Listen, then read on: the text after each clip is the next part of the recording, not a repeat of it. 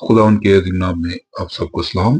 एक बार फिर से आपकी खिदमत में एलिया सीरीज का दूसरा पार्ट लेकर, और हम इसमें आज दूसरे वाकया को देखेंगे और इसमें से कुछ सीखेंगे ताकि हमारी जिंदगी में ये बाइस बरकत हो।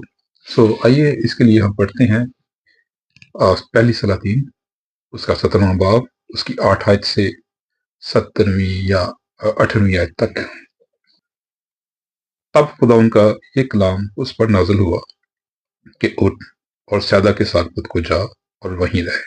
देख, मैंने एक बेवा को वहां हुक्म दिया है कि तेरी परवरिश करे। सो वो उठकर सारपत को गया, और जब वो शहर के फाटक पर पहुंचा तो देखा कि एक बेवा वहां लकड़ियां चुन रही है। सो उसने उसे पुकार कर कहा, जरा मुझे थोड़ा सा पानी किसी बर्तन में ला दे कि मैं पीऊं। और जब वो लेने चली तो उसने पुकार कर कहा, जरा अपने हाथ में एक टुकड़ा रोटी मेरे वास्ते लेती आना। उसने कहा, खुदाउन तेरे खुदा की हयात की कसम, मेरे यहाँ रोटी नहीं, सिर्फ मुट्ठी भर आटा एक मटके में और थोड़ा सा तेल एक कुप्पी में है। और देख, मैं दो एक लकड़ियां चुन रही हूं ताकि घर जाकर अपने बेटे के लिए इसमें से पकाऊं और हम उसे खाएं और फिर मर जाएं। और एलिया ने उससे कहा, मटर जा, जैसा कहती है कर, और पहले मेरे लिए एक टिकिया उसमें से बनाकर मेरे पास ले आ। उसके बाद अपने और अपने बेटे के लिए बना लेना, क्योंकि खुदाउन इसराइल का खुदा यूं फरमाता है कि उस दिन तक जब तक खुदाउन जमीन पर मी ना बरसाए, ना तो आटे का मटका खाली होगा और ना तेल की कुप्पी में कमी होगी। सो उसने जाकर एलिया के कहने के मुताबिक किया, और ये और वो और उसका कुंबा बहुत दिनों तक खाते रहे। और खुदाउन के कलाम के मुताबिक जो उस था, ना तो आटे का मटका खाली हुआ और ना तेल की कुप्पी में कमी हुई। इन बहुत बातों के बाद उस औरत का बेटा जो उस घर की मालिक थी बीमार पड़ा, और उसकी बीमारी ऐसी सख्त हो गई कि उसमें दम बाकी ना रहा। सो एलिया से कहने लगी, ऐ मर्दे खुदा, क्या काम तू मेरे पास आया है कि मेरे गुनाह याद दिलाए और मेरे बेटे को मार दे। आमीन। इस वाकया में हम देखते हैं, पहले जो गुज़श्ता से व्यवस्था करते हुए इसको, कि जब एलिया अखयाब से भागा उसको एक बड़ा सख्त मैसेज देने के बाद, तो खुदावंद ने उसे कहा, जाकर नाला करेत के करीब बसेरा कर, वहां जाकर छुप जा। तो हम देखते हैं कि जैसे पिछली बार हमने देखा कि क्रेत का मतलब है जुदा हो जाना, कटाव। और क्रेत को, जैसा कि मैं पिछले एपिसोड में बताया था, कि क्रेत को पहले ज़माना में, गुज़श्ता ज़माना में या कदीम ज़माना में क्रेत रेवान भी कहते थे, जिसका मतलब ही है कटाव और तंग पैसेज या तंग जगह या बहुत ही कंजस्टेड एरिया जिसमें से पानी गुजरता हो। इसलिए उसको क्रेत स्ट्रीम भी कहते हैं, नाला क्रेत भी कहते हैं, क्योंकि वो कटाव जो यर्दन से निकलता है उसकी वजह से वो एक तंग सा नाला बनता है जो इस इलाका में से गुजरा है, और यही उसका नाम है, क्रेत रिवान। और बाइबल हमें बताती है कि बहुत दिनों के बाद, बहुत देर के वहां पर रहने के बाद, जब नाला सूख गया तो खुदा उनका ये कलाम एलिया पर नाज़िल हुआ कि यहाँ से चल दे और सैदा के सारपत की तरफ निकल जा। जब हम सारपत की बात करते हैं तो सारपत के लफ्जी माने हैं मेल्ट डाउन, पिघल जाना, पिघला देना। और आम तौर पर इसको उस अमल के लिए इस्तेमाल करते हैं जो चांदी और सोने को पिघलाकर साफ करने का अमल है। सो पहले एलिया की जिंदगी में कटाव आया, वो मेन स्ट्रीम से, वो अपने लोगों से, अपने काम से कट गया और खुदा उनके कहने के मुताबिक वो क्रेत के नाला के पास जा बसा।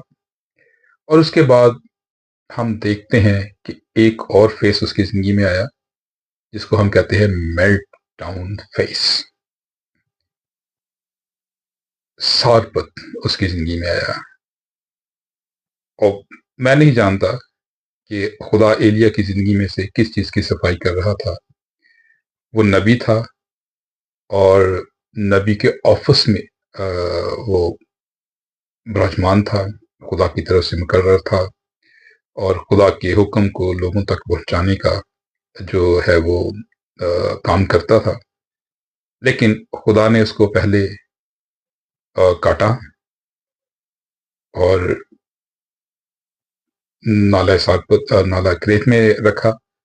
फिर उसके बाद उसने उसे उठाया और एक बेवा के पास पहुंचा दिया। सारपत में उसको कहा, जा सैदा के सारपत में जाकर रह। और वहां पर मैंने क्या किया है, एक बेवा को हुक्म दिया है कि तेरी परवरिश करे। कितनी अजीब सी बात लगती है कि खुदा ने उसको किसी रईस बंदे के पास नहीं भेजा, किसी वेल स्टैब्लिश बंदे के पास नहीं भेजा, किसी काहिन के पास नहीं भेजा, बल्कि एक बेवा के पास। तो जब हम बेवा का जिक्र करते हैं तो यहाँ पे मुझे तो जो है वो एक और बेवा याद आती है और वो है मरकस की अंजील में। मेरा ख्याल इसके 11 बाब है और उसकी 42-43 आयत है। एक बेवा जिसे मसीह ने मेंशन किया। दोनों बेवाओं में एक बात बड़ी मुश्तरक है कि दोनों ने अपना सब कुछ दे दिया, अपनी रोजी रोटी खुदा को दे दी। लेकिन फर्क उसमें एक है कि जो सारपत की बेवा है उससे मांगा गया और जो मरकस की में मुंदरज बेवा है उसने अपनी मर्जी से खुदा के हुजूर डाल दिया। लेकिन दोनों बेवाएं, दोनों ने अपना सब कुछ जो है वो दे दिया और दोनों कलाम में मरकूम है, मुंदरज है और दोनों बड़े अच्छे नाम से जानी जाती हैं। हम देखते हैं एलिया की स्टोरी में कि एलिया वहां पर रहता है और जब वो जाता है सारपत के शहर में तो गेट के बाहर, फाटक से बाहर जो है वो एक बेवा को देखता है। अब यहाँ पर मुझे लगता है कि उसने अपने जो है वर्ड ऑफ नॉलेज को इस्तेमाल किया और खुदा ने उसकी मदद की, उसकी रहनुमाई की कि ये बेवा है, इससे बात कर। उसने उससे कलाम करना शुरू किया और उससे कहा कि अगर तेरे पास पानी है तो किसी बर्तन में मेरे पास ले आ ताकि मैं पीऊं। और उसने उसकी आवाज सुनी। इसका मतलब है कि उसके पास पानी था और ये पानी उस दौर में था जब जमीन पर खुश्क साली चल रही थी, कोई बारिश नहीं हुई, कोई मींह नहीं बरसा।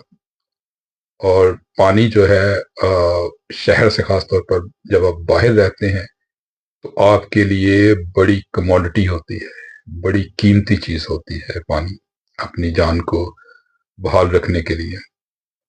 उस बेवा ने कोई आर्ग्यू नहीं किया और उसने जाकर उससे फौरन पर रिप्लाई करते हुए पानी लेने चलने लगी। तो जब वो जा रही थी तो एलिया ने उसे दूसरा सवाल क्या किया کہ اپنے ہاتھ میں ایک روٹی کا ٹکڑا بھی لیتی ہے نا، اور یہاں پر جو ہے وہ اس کا جو ہم ریپلائی کہتے ہیں سنتے ہیں، تو وہ یہ ہے کہ اس نے اس سے کہا، اے مالک، تیری حیات کی قسم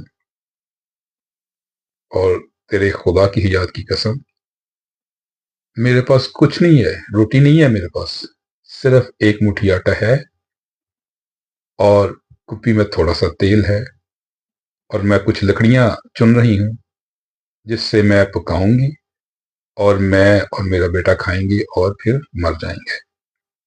یہاں پر ایرونیکل تھنگ جو ہے وہ ایک جو بڑی انٹرسٹڈ بات ایلیا نے سے کہی، ہاں جا جا ویسا ہی کر جیسا تو کہتی ہے، لیکن اگر ہم اس کو تھوڑا سا اسپینڈ کریں تو اس کا مطلب ہے مرنا ہے تو مر جا، لیکن پہلے جو میں کر رہا ہوں وہ کر، روٹی میرے لیے لے کر آ اور پانی میرے لیے لے کر آ۔ اور اس کے بعد اس نے جو ہے وہ دوسرا سخن جو ہے اسے دیا، اور اس نے خداوند کی جو حیات کی قسم دیتے ہوئے اسے کہا کہ خداوند کی حیات کی قسم جس کے سامنے میں کھڑا ہوں، جب تک خداوند زمین پر پانی نہ برسائے، نہ تو تیرے گھر میں سے آٹا ختم ہوگا اور نہ تیرے گھر میں سے تیل ختم ہوگا، لیکن پہلے وہ کر جو میں تجھے کہہ رہا ہوں کرنے کے لیے۔ کئی بار ہماری زندگی میں خداوند ہم سے توقع کرتا ہے، حکم دیتا ہے کہ پہلے ہم وہ کریں جو وہ ہم سے کہہ رہا ہے، اور کئی بار اس سب کو کرنے کے لیے خداوند آپ سے سب کچھ مانگ سکتا ہے۔ آپ کے پاس آخری لائف لائن جو ہے، جو آپ کی کموڈٹی ہے، جو آپ کے لیے بہت عزیز ہے، وہ کچھ بھی ہو سکتا ہے۔ ضروری نہیں ہے کہ روٹی، آٹا، پانی، پیسہ ہو، کچھ بھی ہو۔ خداوند کئی بار آپ کی زندگی میں سے وہ سب کچھ مانگ سکتا ہے جو آپ ہولڈ کیے ہوئے ہیں۔ آپ کا کیریئر ہو سکتا ہے، آپ کے گولز ہو سکتے ہیں، آپ کے فوکس ہو سکتا ہے کس چیز پر، آپ کی فیملی بھی ہو سکتی ہے۔ اس لیے نہیں کہ خداوند چاہتا ہے کہ آپ سے وہ سب کچھ چھین لے، بلکہ اس لیے کہ خداوند چاہتا ہے کہ آپ کو اس عمل کے بدلہ میں برکت دے سکے، محفوظ کر سکے، بچا سکے، قائم رکھ سکے۔ اور جب بیوہ نے وہ کام کیا، اس نے ایلیا کے کہنے کے مطابق کیا، تو ہم 16ویں آیت میں دیکھتے ہیں کہ کیا ہوا، وہ برکت اس کی زندگی میں آنی شروع ہوئی۔ اور 16ویں آیت میں لکھا ہے، اور خداوند کے کلام کے مطابق جو اس نے ایلیا کی معرفت فرمایا تھا، نہ تو آٹے کا مٹکا خالی ہوا اور نہ تیل کی کپی میں کمی ہوئی۔ اور 15ویں آیت میں لکھا ہے، اس نے جا کر ایلیا کے کہنے کے مطابق کیا، اور یہ اور وہ اور اس کا کنبہ بہت دنوں تک کھاتے رہے۔ اور مجھے جب میں پڑھتا ہوں 15ویں آیت، تو اس میں ہے یہ اور وہ اور اس کا کنبہ، بڑی ڈسٹنکشنس ہے اس نے تفصیل بتا دی۔ یہ یعنی ایلیا، اور وہ یعنی بیوہ، اور پھر اس کا کنبہ۔ اس کا مطلب ہے صرف ایلیا، بیوہ اور اس کا بیٹا ہی نہیں کھاتے رہے، اس کا کنبہ۔ اب مجھے نہیں معلوم کہ اس کنبہ میں کتنے لوگ تھے۔ کنبہ کا مطلب ہوتا ہے چند فیملیاں، میرے اندازہ کے مطابق یا میری سمجھ کے مطابق، اور ہو سکتا ہے اس کی بیٹیاں ہوں، اس کے اور بھی بیٹے ہوں، یا ان کے بچے ہوں جو اس برکت میں سے کھاتے رہے۔ جب ہم خدا کے حکم کو مانتے ہیں تو اس سے صرف ہمارا ہی بھلا نہیں ہوتا، وہ برکت صرف ہم ہی تک محدود نہیں رہتی، بلکہ ہمارا کنبہ بھی اس سے برکت پاتا ہے۔ اور हम ड्राउट के दिनों में, काल के दिनों में, कमी के दिनों में भी अपने आप को सस्टेन कर पाते हैं खुदा के कलाम की वजह से। खाना पीना उनका चलता रहा।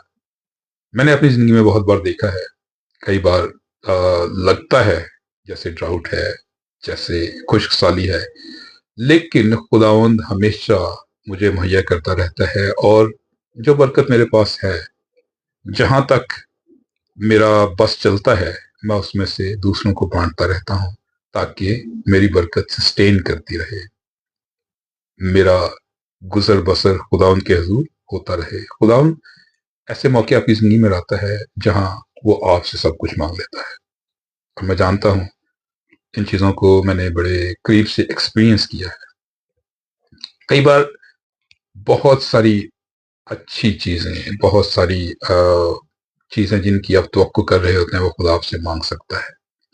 सो इसके एंड में मैं जाते हुए जो आखिरी वाकया है, जो जो सही मिरेकल, एक तो वो मुसलसल मिरेकल में रह रहे थे, मुसलसल मौजज़े में रह रहे थे। कितने साल तक?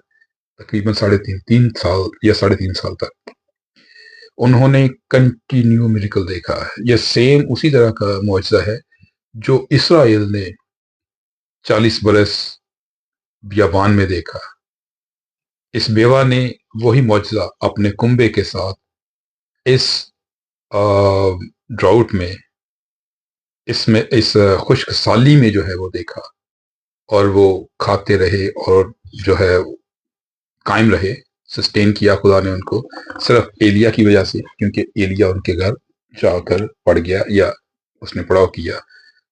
सो लिखा है कि बहुत सारे दिनों के बाद क्या हुआ, 17वीं आयत हम देखते हैं, और इसके बाद मैं इसको वाइंड अप करूंगा, क्योंकि मैं नहीं चाहता कि कोई भी मेरा मैसेज 20 मिनट से या 15-16 मिनट तक सस्टेन करे, 20 मिनट से ऊपर ना जाए। इसलिए मैं इसको यहीं पर जो है दूसरे वाकया को सुनाकर वाइंड अप करूंगा। 17वीं आयत और 18वीं आयत ये लिखी, यहाँ पर यूं लिखा है, इन बातों के बाद उस औरत का बेटा जो उस घर की मालिक थी बीमार पड़ा, और उसकी बीमारी ऐसी सख्त हो गई कि उसमें दम बाकी ना रहा। सो वो एलिया के से कहने लगी, आए मर्दे खुदा, मुझे तुझसे क्या काम? तू मेरे पास आया है कि मेरे गुनाह याद दिलाए और मेरे बेटे को मार दे। ये शिकायत है उसकी। एक तो अगर जब हम उसके इस बयान को देखते हैं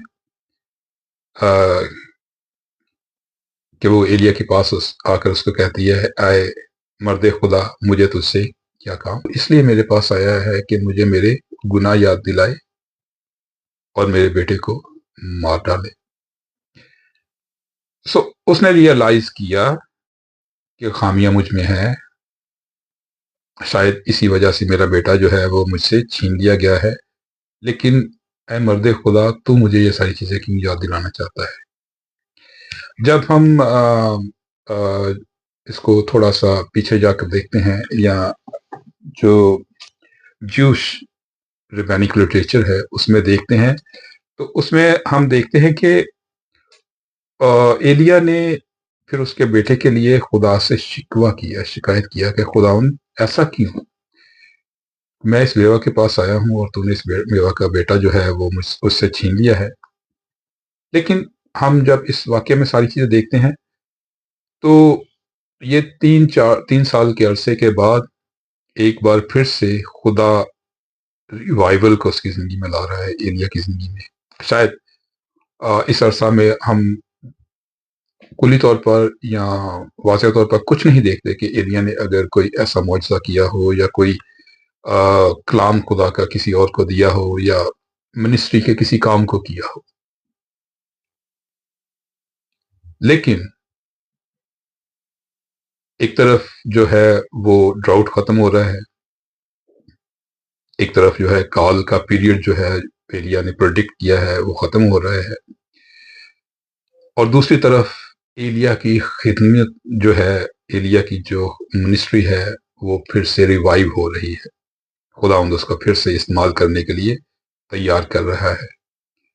اور جیسے ہی وہ اس سارے واقعہ کو دیکھتا ہے، خدا سے درخواست کرتا ہے، اور وہ جو ہے آگے چل کے ہم دیکھتے ہیں کہ ایلیا بیوہ سے کہتا ہے کہ اپنا بیٹا مجھے دے دے، اور وہ اس کو گود میں اٹھا کر اپنے کمرہ میں لے جاتا ہے، اوپر والے کمرہ میں بالا خانہ لکھا ہے، اور وہاں وہ اسے اپنے پلنگ پر لٹا دیتا ہے۔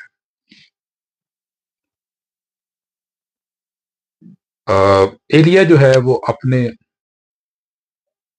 بستر پر اس کو لٹا کر اس کے لیے دعا کرتا ہے، اور خداوند اس کو پھر سے زندہ کر دیتا ہے، اور اسی سے ایلیا کی خدمت کا، ایلیا کی منسٹری کا دوبارہ سے آغاز ہوتا ہے۔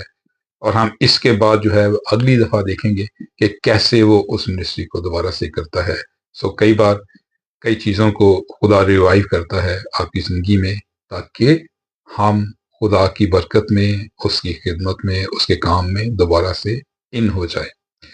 ایلیا اس واقعہ کے بعد اپنی خدمت میں دوبارہ سے ان ہو جاتا ہے، پھر سے وہی ہم دیکھتے ہیں کہ بڑی بے باک خدمت شروع ہوتی ہے، اور ایلیا اپنے کام کو دوبارہ سے شروع کر دیتا ہے، اور اس کے بعد جو وہ کرتا ہے وہ ہم اگلے ایپیسوڈ میں دیکھیں گے، اگلے واقعہ میں دیکھیں گے، تاکہ جو ہے اس سے برکت پا سکے۔ آپ نے اگر اس سے برکت پائی ہو، آپ کی زندگی میں اگر یہ کلام قابل قبول اور قابل استعمال ہو، تو ضرور لائک کریں، شیئر بھی کریں۔ خداوند آپ سب کو برکت دے۔ اگلے حصہ میں ہم دیکھیں گے کہ کیسے ایلیا نے اپنی خدمت کا دوبارہ سے آغاز کیا، اور کیسے وہ دوبارہ سے خدا کے لیے ویسے ہی قابل استعمال شخص بن گیا۔ آمین۔